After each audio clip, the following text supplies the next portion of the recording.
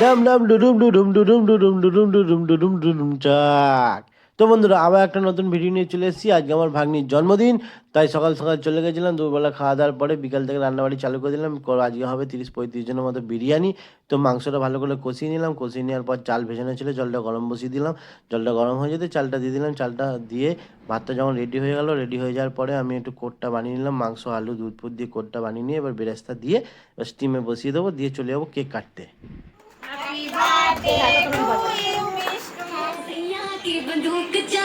Cake কাটা নাচা সব কমপ্লিট হয়ে গেল, বিরিয়ানিও রেডি। এবার ওরাও খাক, আমিও খাই, খেয়ে দিয়ে চলে যাই বাড়ি। দেখা হচ্ছে পরে ভিডিও, টাটা।